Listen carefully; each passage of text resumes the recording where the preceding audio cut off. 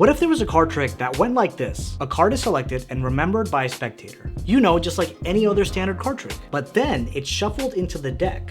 And then the deck is handed to someone else. They keep doing the cards into 2 piles until there's only 1 card left, and then bam, some random card shows up. I'm just kidding. They end up on their card. You're gonna like this one.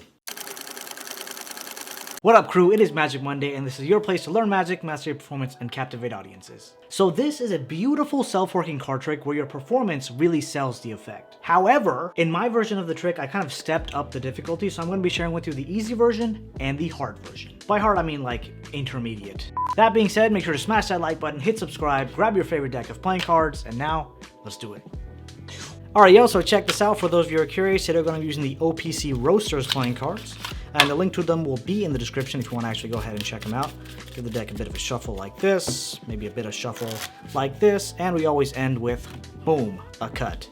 I'm going to give the deck a spread, and I want you to select any card that you want. This is a completely free choice. You can select this, this, but I have a feeling you're going to select this one. So I'm going to take it out, boom, take a look at it, and memorize it. I'll leave it over to the side for now, and we're going to shuffle it into the deck. So I'll throw a few cards over like so. There's your card, and we're going to shuffle it into the deck. And I've been shuffling for years at this point, and it's just, I feel like it just doesn't ever get easier. I don't know, it's always the same. One more. And like I said, we always want to end with a cut, so boom, ending with a cut. So I want to hand the deck over to you now, and I want you to split it up into 2 piles. 1 pile for me and 1 pile to you. So we're going to deal the cards out, or at least you're going to deal the cards out. Let's speed through this. Okay, now I have a strong feeling, I strongly believe that the card will always find its selector, or the card will always find its chooser. So although it's a 50-50 shot, I'm going to say your card will be in your pile. So I'm going to get rid of my pile. And let's deal the cards again. 2 piles, 1 to me, 1 to you. Boom, there we go. You have your pile, I have my pile. Again, like I said, I'm a believer your card will always choose you. At this point, it's less than, I would say, 75% chance that your card is in your pile. But let's keep dealing, because that's what we do. Dealers deal. Boom. All right, now at this point, less than a 12.5% chance your card's in your pile. And I don't even know the math anymore, but all we have is 3 cards left, and we'll deal them one last time. If you asked anyone on the streets at this point, they would say that chances of you having your card are extremely, extremely low. Right? And the chances of me having your card or that's in the discard pile is very high. So they probably bet against my beliefs. But I firmly believe in you and the card that chose you. I'm going to get rid of this, and I'm willing to bet all the money I have, which is none, that this is your selected card. Alright, my peeps, welcome to the tutorial. Hope you enjoyed that effect. And just to give you some background before we get started, this trick is originally known as the Tantalizer from the Royal Road to Card Magic. I made a couple of changes to it to kind of fit my performance a bit more, and I did think it made it a bit more difficult, but it's absolutely worth it in terms of performance versus the older method. But I'm going to be sharing with you both methods, like I said, so that being said, let's go ahead and break it down. Now, the original method of this trick is super simple, and by super simple, I mean super simple. The only requirement is that you need a deck of 52 cards. If you have 52 cards, you can do this effect. You can probably do it with other number of cards as well, you just have to do the right calculations. But the calculations are done for you with 52 cards, so I'd recommend using those. You want to start by handing the deck over to the spectator and having them shuffle it up. Once the deck is shuffled, you want them to go ahead and select any card of their choosing. Let's just say they select this card. It happens to be the 8 of spades. Now, for the simple self-working effect, you want to take the 8 and leave it on the table and riffle through the side of the pack and ask the spectator when to stop. So you riffle through the side, you ask them when to stop. They say stop right around here. You're going to take this packet and tell them to put the card right on top of here. As you're doing this, you want to glimpse the bottom card of the other packet. So in this case, it's a 3 of spades. You want to glimpse this card, so as you're doing this, you glimpse this card, 3 of spades. They return the card here, and then you close the rest of the deck. In this way, you're showing the spectator they selected wherever they wanted to stop, and you cut the deck and put their card at that location. Now, what you're going to do, and this is why I changed it up a little bit, what you're going to do now is go through the deck and try to find the spectator selected card. You're going to say, okay, I have a feeling that I should be able to locate your card. and you look for the card right underneath the 3 of spades, which you'll see is the 8 of spades. And now you want to start counting. Okay, so you get to the 8 of spades, you're going to start counting starting with this card. So you're going to go 1, 2, 3, 4, 5, 6, 7, 8, 9, 10, 11, 12, 13, 14, 15, 16, 17, 18, 19, 20, 21, 22. You're going to count to 22 cards. Right, so this is the 22nd card. You want to now break apart the rest of the cards on this pile and bring these to the bottom. So the spectator selected card will be 22nd from the top. Now let's say this wasn't the case, right? So I want to talk another case. Let's say these cards were here and you're counting cards, right? So you start with your 8 of spades. So 1, 2, 3, 4, 5, 6, 7, 8, 9, 10, 11, 12, 13, 14, 15. You have 15 cards. You can't get the 22 from the top. So what you want to do is grab 7 cards from the bottom because 15 plus 7 is 22. You want to come back here, close it up again, grab 7 cards of 5, 6, 7. And again, in your performance, you don't want to make it seem like you're actually counting cards because that's a dead giveaway that you're arranging something. So you look at 7 cards here. Once you have them, I'd recommend squaring up. And then I just give the deck a quick little cut like this. So now you're all set. If you count again, the 8 should now be the 22nd card from the top. Once that's done, that's it. From here, it's all self-working.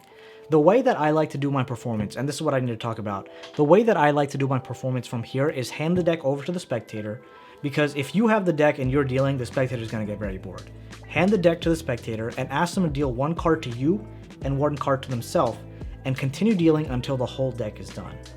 So the card will end up being in the person's pile who is dealt to first, or sorry, is dealt to second. Okay, so in this case, the spectator is dealing to me, then to themselves. So me to them. And if they keep dealing like this, you'll pretty much see, let's just quickly go through this. Okay, you'll see that the card will be in their pile. Where's 8 of spades? There's the 8 of spades. 8 of spades is in their pile, right? So what I like to do is tell them that the card will always find its selector, or the card will always find its chooser. So I strongly believe that the card is in their pile, and I'm willing to bet money. And in I think Paul Wilson's performance of this trick, he even put out like $20 bills saying, okay, I bet the card is in this pile, boom, I'm betting you $20.